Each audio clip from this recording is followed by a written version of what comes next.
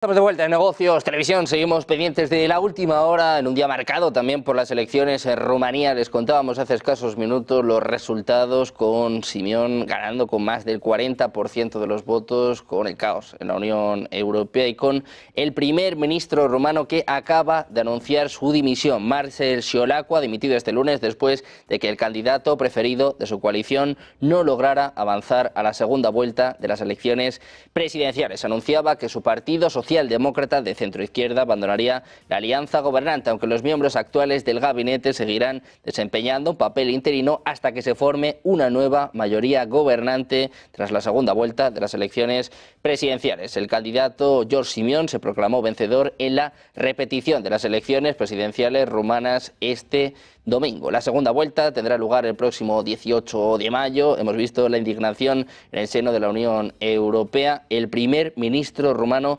dimite tras la salida de su partido, tras la derrota también que ha sufrido en las elecciones de anoche. Muy pendientes de la última hora en torno a Rumanía. Vamos a analizar estas y muchas más cuestiones de la mano de Carlos Paz, analista geopolítico, que está con nosotros ya en Negocios Televisión. ¿Qué tal? Muy buenas, Carlos. Buenas tardes.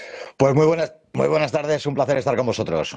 Si te parece, empezamos por esto último, empezamos mirando a Rumanía. Hablábamos antes de AfD, que quieren prohibir el partido, de Marine Le Pen inhabilitada, más problemas para la Unión Europea, ahora con Rumanía. Echaron a Georgescu, no le dejaron presentarse, no le dejaban ni siquiera emitir mensajes en las redes sociales y ahora parece que el tema está todavía peor. Simión ganando con un 40% de los votos en Rumanía.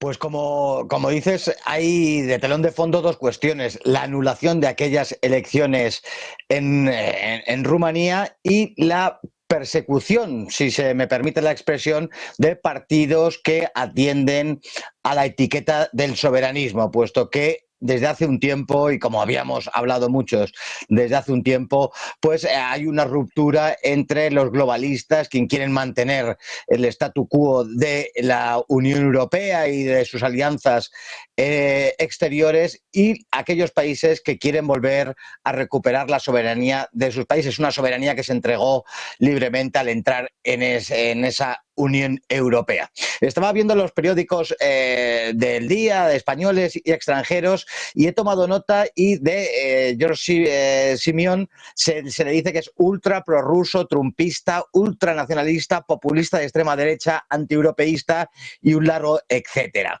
Porque lo que subsiste detrás de todos los análisis de la prensa no son análisis, sino que son la voluntad de activistas por mostrar a ese candidato de la Alianza para la Unión de los Rumanos como un peligro, no sabemos muy bien para quién, seguramente para todo el mundo, para la propia Rumanía, pero el hecho es que en esta primera vuelta ha arrasado con un 40% precisamente por ese escenario, por ese telón de fondo que existe de la anulación de las elecciones y de esa lucha que existe entre globalistas y soberanistas. En la segunda vuelta del 18 de mayo, el segundo candidato más votado, que ha tenido un exiguo 20%, pues creo que lo tendrá muy difícil, por no decir que imposible. Pero volveremos a ver que este candidato, que lo que preconiza es un acercamiento a todos esos partidos y movimientos políticos que se oponen de maneras muy diferentes, porque no hay una homogeneidad ni mucho menos en entender a todos estos partidos como algo unívoco, de enfrentarse a ese globalismo, cada uno a su manera, de un acercamiento a Trump y de un acercamiento también, aunque sería una incorrección, a Rusia, tanto en cuanto con respecto al conflicto de Ucrania quiere mantenerse aislado, al margen. Así que esas son las claves por las que hay que entender la victoria de Rumanía: el descontento de los rumanos por la anulación de las elecciones, una Rumanía que quiere recuperar su soberanía y una prensa que le va a tildar de todo y de muchas cosas más cuando llegue esa segunda vuelta y gane indefectiblemente. Bueno, pues veremos qué pasa en Rumanía, veremos hasta dónde llegan también los tentáculos de la Unión Europea, de los medios, que como bien explicas, Carlos, bueno, pues está claro que le van a etiquetar como peligroso, cuanto menos. Te quiero preguntar también por otro que acapara muchos titulares, te quiero preguntar por Donald Trump, el presidente de Estados Unidos, que ha dejado varias perlas en las últimas horas, primero anunciando la reapertura de Alcatraz y luego diciendo, bueno, pues que la guerra en Ucrania es muy difícil de solucionar, ¿no? Viene a decir prácticamente que tira la toalla Ucrania. ¿Te está llamando la atención este giro por parte del presidente de Estados Unidos? No, primeramente porque va a ser imposible que estemos algunas semanas sin contar algo de Donald Trump que ha dicho. Hace 3 días llegó un acuerdo definitivo con Ucrania acerca de la explotación de esas tierras raras. Los objetivos de Estados Unidos ya están cumplidos. El cumplimiento de ese acuerdo de la extracción de tierras raras liquidaría la deuda establecida entre Ucrania y Estados Unidos. Y yo creo que refleja una realidad, el enconamiento entre ucranianos y rusos, esos odios que son muy profundos y que van a impedir que los acuerdos lleguen rápidamente, pero yo lo he entendido esta cuestión. Él dice que hay la posibilidad de que sea imposible llegar a un acuerdo. Yo creo como que es una llamada de atención a las partes para que, en la medida de las posibilidades, dejen a un lado todos esos odios, esos intereses. Rusia no ha querido invadir toda Ucrania. Ucrania no puede hacer que la guerra se prolongue mucho más sin la ayuda exterior. Ya no tiene la ayuda exterior que ha tenido en años anteriores. Y esto es una llamada de atención con esa manera tan personal que tiene Donald Trump de hacer entender a las partes que tiene que llegar ese acuerdo. Yo no lo entendería como entenderlo en sentido estricto de la imposibilidad de llegar a un acuerdo, sino que llama la atención a las partes, puesto que ninguna de las dos, ni Rusia ni Ucrania, les conviene alargar. A Ucrania seguramente sí, pero no conviene a toda la comunidad internacional alargar mucho más esta guerra. En ese sentido es como hay que entender las palabras de Donald Trump al respecto. Pues pendientes de Donald Trump en una semana que sin duda va a estar marcada por el viernes, por el 9 de mayo, por el desfile del Día de la Victoria en Moscú, con las amenazas de Zelensky, que decía que no puede garantizar la seguridad de los líderes mundiales, y con el ataque que hemos visto en el día de hoy en Moscú, al menos 4 drones con daños en algunos edificios. Carlos, te quiero preguntar por esto. ¿Qué puede pasar el próximo viernes y qué te parecen estas palabras de Volodymyr Zelensky en un momento pues tan tenso, ¿no? Estamos hablando de si puede ser o no imposible alcanzar un acuerdo. Hombre, si se ataca el 9 de mayo, se puede descartar ya directamente, ¿no? Sí, efectivamente, si eso se produjera, y no lo descarto tanto en cuanto Zelensky, no tanto Ucrania, pero sí Zelensky, está como loco por alargar este conflicto, por hacer todo lo posible porque no se llegue a un acuerdo sensato. Yo entiendo también que toda esta cuestión de las declaraciones de los primeros espadas de la política europea, y en este caso de Zelensky, inmiscuido y protagonista de este conflicto, tienen que leerse en otra clave diferente a lo que pudieran ser unas manifestaciones de otras personas. Está haciendo un llamamiento a que todo es posible, de que esa imposibilidad de la que hablaba o reflejaba Donald Trump es posible, pero yo no creo que Ucrania vaya a dar este paso. Eso habría que unirlo también a las declaraciones de Putin que ha hecho últimamente acerca del final del conflicto a través de una guerra convencional, descartando las cuestiones nucleares, porque si abrimos la caja de Pandora de otras circunstancias, y de lo que tú me estás preguntando es abrirla también, pues se nos abriría un escenario enteramente diferente, desconocido, nuevo y peligroso.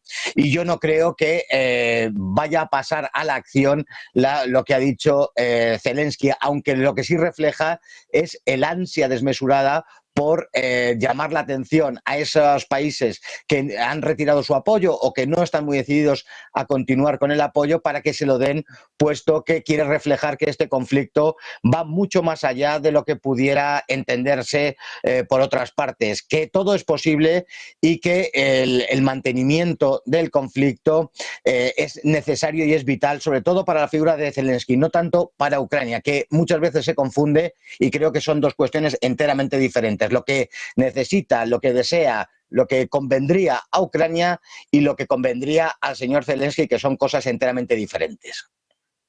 Bueno, pues de Zelensky, si te parece, vamos a pasar al presidente ruso, Vladimir Putin. También hemos tenido acceso a declaraciones en las últimas horas. Hablaba sobre la situación en Ucrania, sobre un posible sucesor y descartaba el uso de amenazas nucleares, el uso de armas nucleares. Decía, bueno, pues que espera conseguir la victoria por fines políticos, por medios políticos o en el campo de batalla, pero no considera necesario el uso de estas armas nucleares. No es la primera vez que lo dice Vladimir Putin, pero como estamos muy acostumbrados a titulares en medios tradicionales que hablan de amenaza nuclear, de ataque nuclear, de si Ucrania va a ser arrasada, ¿qué te parecen estas palabras del presidente ruso? ¿Te llaman la atención?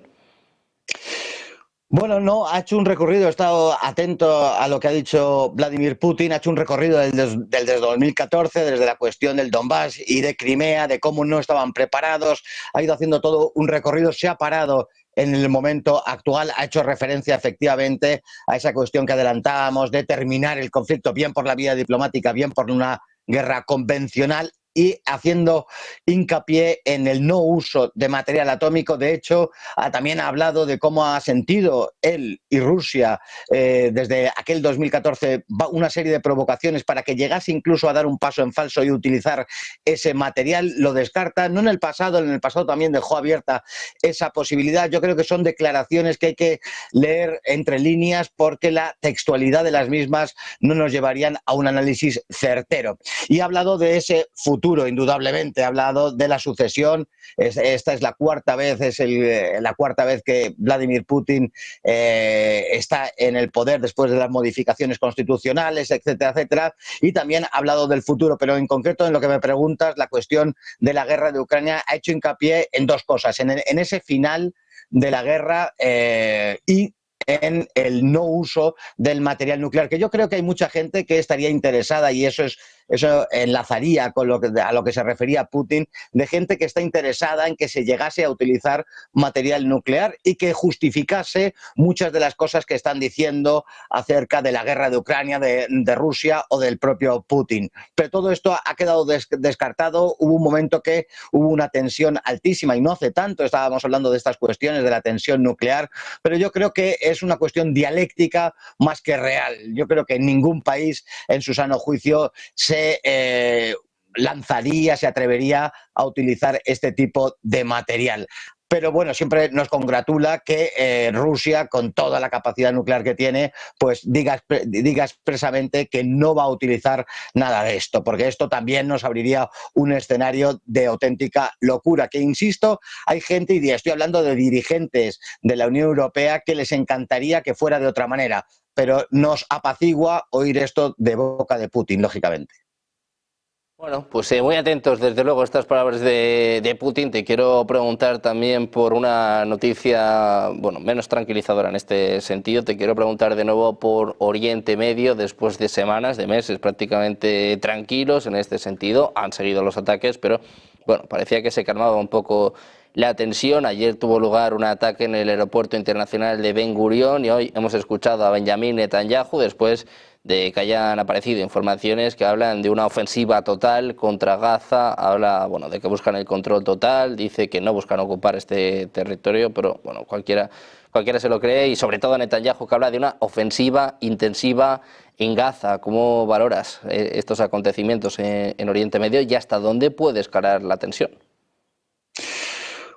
Cuando comenzó esta fase de todo el conflicto israelo-palestino en octubre del 23, dejé abierta la posibilidad de una ocupación, de una anexión de Gaza, total o parcial. Y yo creo que se van cumpliendo los plazos. Pensemos de entrada que los objetivos de Israel, que se marcó por aquel entonces, que era la total destrucción de Hamas, y en el norte, en el Líbano, de Hezbollah, no ha cumplido ninguno. Las dos organizaciones, tanto Hezbollah como Hamas, han salido dañadas, muchísimo más Hamas que Hezbollah, pese a lo que en algunos lugares leemos y escuchamos, pero en concreto Hamas ha sido muy duramente golpeada, pero no aniquilada, que era el gran objetivo.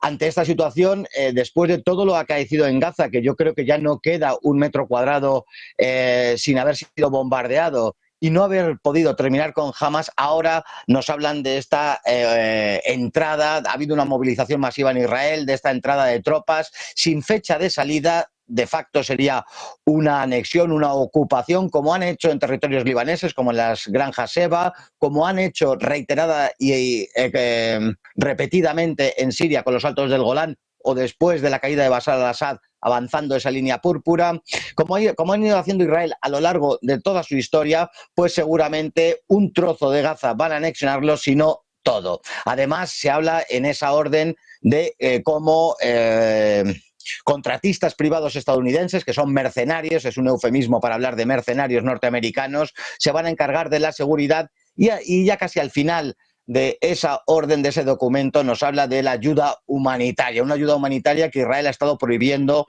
durante meses. Ahora se plantean hacer posible la llegada de material humanitario.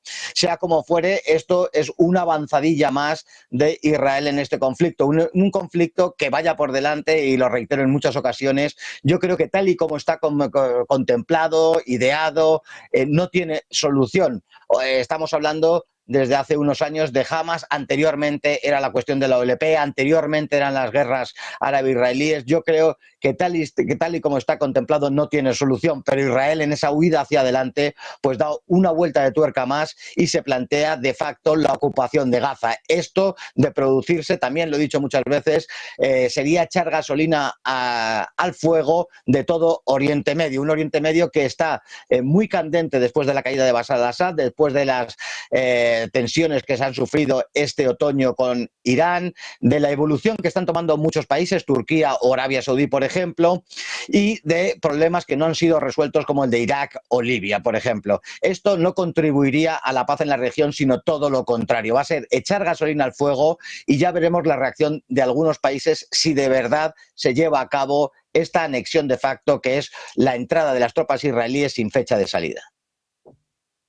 Bueno, pues precisamente hablando de los israelíes, vamos a contarles una última hora. Les contábamos el ataque que tuvo lugar el día de ayer en el aeropuerto Ben Gurión, el aeropuerto internacional de Israel. Pues ojo, porque hay represalia, hay respuesta por parte del ejército israelí. Se habla de un bombardeo en el puerto de Hodeida, en Yemen. Se habla de ataques israelíes y estadounidenses que tienen como objetivo Hodeida en Yemen. Es lo que apunta Al Masirah Televisión, afiliada a los hutíes. Reporteros de Axios en X están hablando en estos momentos de que la Fuerza Aérea Israelí realiza ataques en Yemen en respuesta, en represalia por el ataque con misiles balísticos hutíes en el aeropuerto Ben Gurión este domingo. Se habla de que hay una agresión estadounidense-israelí, eso sería un ataque conjunto contra la ciudad de Hodeida. El ejército de Estados Unidos ha suspendido los vuelos. La Fuerza Aérea Israelí está atacando en estos momentos en Hodeida, en el puerto de Hodeida, según informan funcionarios israelíes. Se habla de que más de 30 aviones están participando en este ataque a Yemen. Muy pendientes de esta última hora. Carlos, ¿cómo lo valoras tú? Ayer Netanyahu amenazaba a Irán, amenazaba también a sus grupos vinculados. Al parecer ya está respondiendo, atacando en estos momentos en Hodeida. Bueno, la gran obsesión de Israel es Irán. Irán ahora está empezando a llegar a ciertos acuerdos con Estados Unidos. Además, algún día podríamos hablar de esos acuerdos y esas entrevistas que está teniendo Estados Unidos con Irán, porque son muy interesantes cómo Irán está imponiendo sus puntos de vista. Pero sea como fuere, aunque ha sido golpeado duramente el eje de resistencia contra Israel, sobre todo con la caída de Bashar al-Assad y con el descabezamiento de Hamas y Hezbollah, la verdad es que ese actor del eje de resistencia, que es Yemen, a través de los hutíes, que muchos no daban cierta importancia o no daban la importancia que merecen, puesto que yo creo que la resistencia de los hutíes es una característica que les lleva a aguantar en guerra desde hace mucho tiempo, más de un decenio y medio. Están teniendo una precisión en sus ataques que están incordiando, molestando y causando bastante daño a Israel. A respuesta de esto vienen nuevamente los ataques de Israel y Estados Unidos a Yemen. Pero si se piensa Occidente que bombardeando va a solucionar la situación en Yemen o van a terminar con los hutíes, están muy equivocados. La resistencia que tienen los hutíes, que la han demostrado desde hace tanto tiempo, y lo curioso de todo, yo destacaría la precisión con la que determinan sus ataques. Han no hundido, pero sí han tocado a varios buques de guerra norteamericanos, les han hecho retirarse, a veces incluso anunciando esos ataques. Tienen una precisión que muchos no se lo explican más allá de esa ayuda que pudieran tener, de ese asesoramiento militar de parte de otras fuentes del eje de resistencia.